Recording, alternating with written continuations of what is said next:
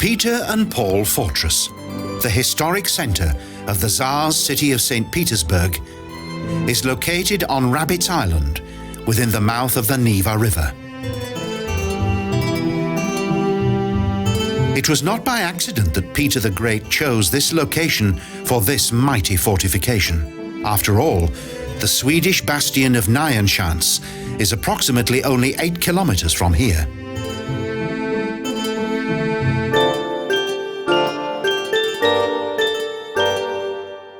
The Swedes attempted to cut Russia off from its strategically important access to the Baltic Sea.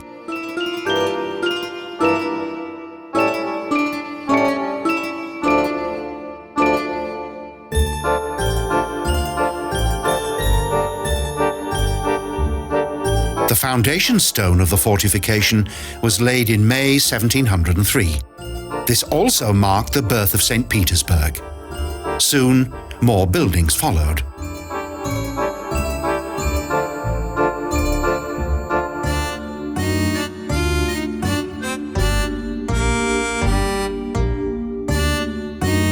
The slender gilded bell tower of the Peter and Paul Cathedral rises 122 meters into the Russian sky and is one of the city's most dominant landmarks.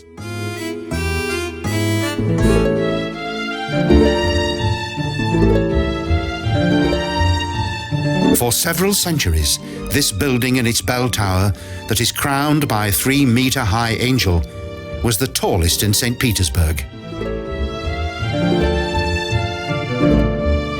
The splendidly decorated structure was the work of the Tessin master builder Domenico Trezzini.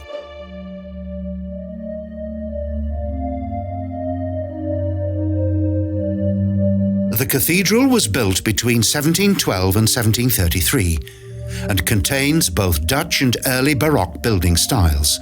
Since Peter the Great, the building was used mainly as a place of burial for the Tsars.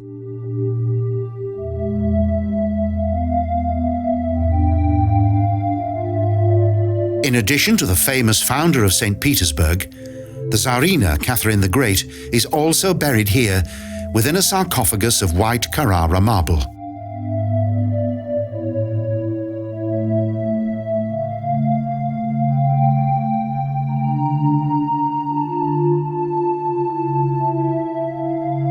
In 1988, the solemn funeral of the last Russian Tsar Nikolaus II took place here.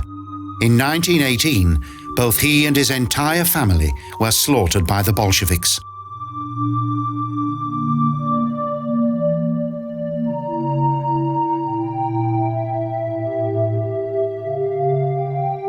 The furnishings and ground plan of the cathedral are rather untypical of Russian Orthodox churches, because its hall-like interior is divided by columns into 3 naves.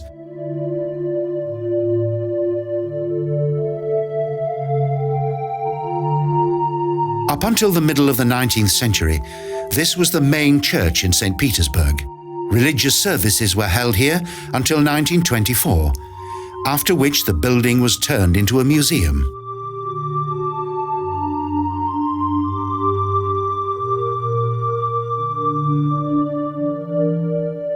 Numerous wall paintings and captured flags from the wars against the Swedes and the Osmanic Empire still decorate the splendid interior of the Peter and Paul Cathedral.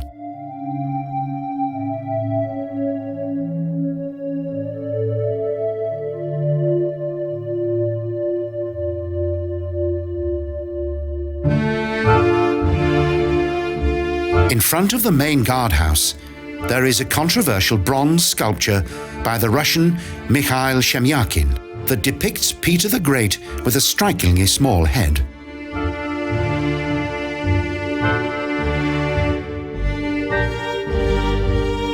The former living quarters of the fort's commander also contained a courtroom. The trials of the rebellious decabrists were held within this building.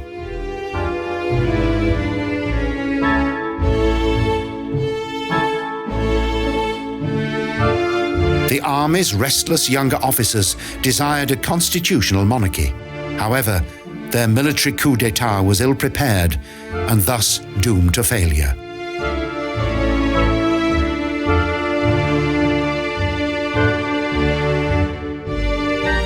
Peter and Paul fortress never saw battle and was later converted into a state prison.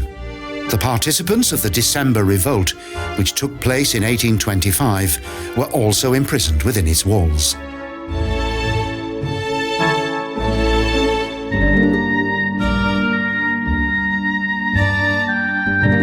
Until the October Revolution in 1917, the fortress also served as a notorious prison for the enemies and critics of the Tsars.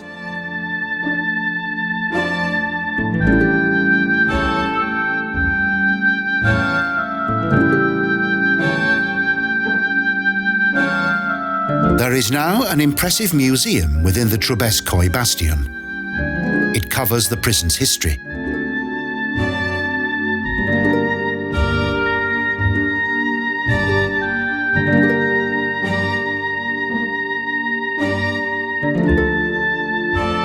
Famous personalities, such as the writer Fyodor Mikhailovich Dostoevsky, were imprisoned here prior to being sent to prison camps in Siberia.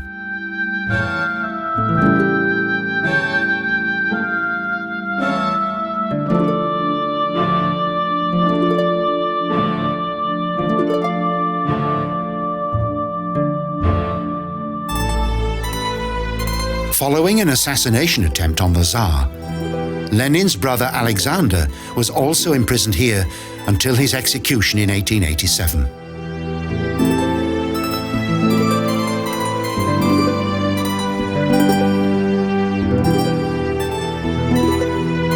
The mighty Neva Gate was frequently referred to as the Gate of Death.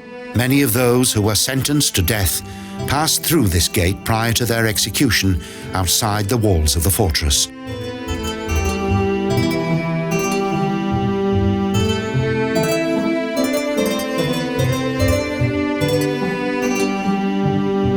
After more than 200 years, and during the Russian Revolution of 1917, the Peter and Paul fortress became involved in hostilities for the first time in its entire history.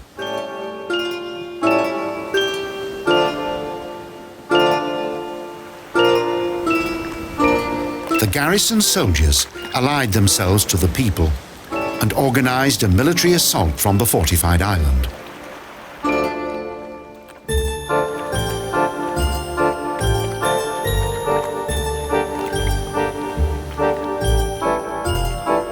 The former prison for the political enemies and adversaries of the Tsar now contributed to a major transformation of Russia's social conditions.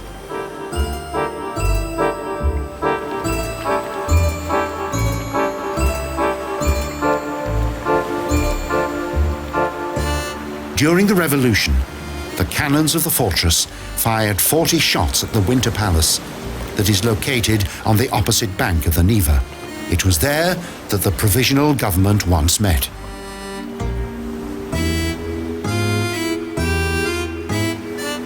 Today, the thunder of cannon is a daily event. Punctually at noon, a shot is fired from the Naryschkin Bastion.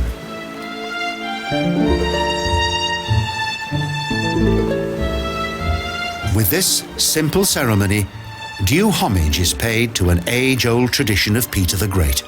It was in this way that he announced lunchtime for all the inhabitants of the city. Meanwhile, the shoreline in front of the fortress has become a popular attraction for those seeking sun and relaxation.